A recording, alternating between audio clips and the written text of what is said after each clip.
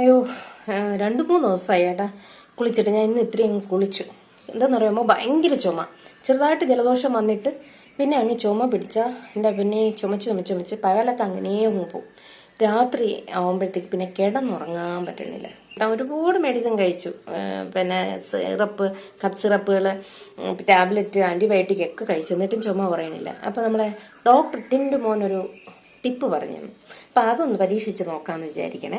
ഇതിലേക്കായി നമ്മൾ ഇതുപോലൊരു സവാള നടുക്ക് തുരന്നെടുക്കുക, എന്നിട്ട് അതിനെ ചൂടാക്കാൻ വയ്ക്കണം.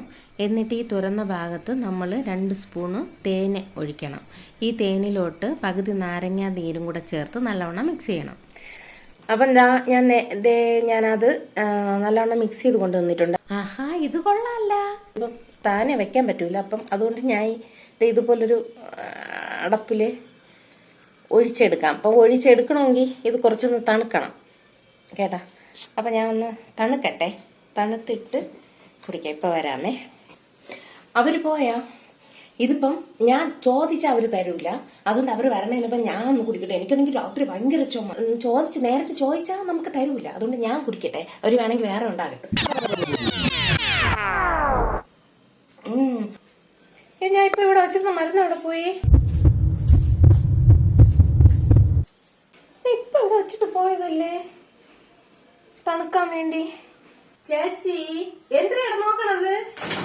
നീ അതിനെ എടുത്ത് കുടിച്ചാ? നോക്ക്, എനിക്ക് ചുമയായോണ്ട് ഉണ്ടാക്കി വെച്ചിരുന്നല്ലേ. ചേച്ചിയുടെ തുറന്ന സവാള അതിനെയും കൂടെ എടുത്ത് കുടിച്ചാ? ചേച്ചി ഞാൻ തുറച്ചു നോക്കണത്, ഞാൻ വേറെ വല്ല ചെയ്ത ആ മരുന്നിട്ട് വരെ എടുത്ത് കുടിച്ചു. എനിക്ക് ചുമയുണ്ട്, അതുകൊണ്ടാണ്. പക്ഷെ ഇതൊരു കഷ്ടം തന്നെ. ഇത് എവിടുന്ന് ചാടി പുറപ്പെട്ട് വന്നതിപ്പോ? ഇപ്പൊ ഇങ്ങനെയൊക്കെ പറയാൻ ഞാൻ തല പോണ കാര്യമൊന്നും ചെയ്തില്ലല്ലോ.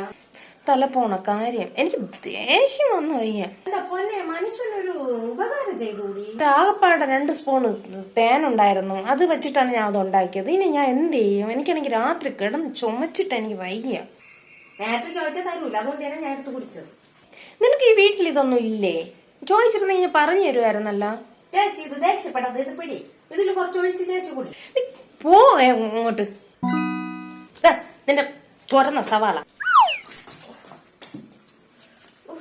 കൊണ്ടുവച്ച് മിണുങ്ങ്, അതിനും കൂടെ കൊണ്ടുവച്ച് തിന്നി. പൊന്നെ, എന്റെ പെടലിൽ കൂടെ എടുത്ത് എറിഞ്ഞിരിക്കണം. പൊന്നെ, ഇങ്ങനെയുണ്ടാ പെണ്ണുമ്പിള്ള? ഇപ്പൊ ഇതെന്തൊരു മനുഷ്യത്വമില്ലാത്ത സ്ത്രീ. വന്നു പോവല്ലേ വീട്ടിലെന്റെ. കുടിച്ചെങ്കിൽ കാര്യമായിട്ട് ഞാൻ എന്ത് ചെയ്യും? നിങ്ങൾക്കുണ്ടോ ഇതുപോലത്തെ നാത്തുമാര്? ഒരിക്കലും നാത്തുമാരെ വീട്ടിനടുത്ത് നമ്മൾ വീട് വെക്കാനേ പാടില്ല, എങ്കിൽ ഇതുപോലെയൊക്കെ തന്നെ ഇരിക്കും.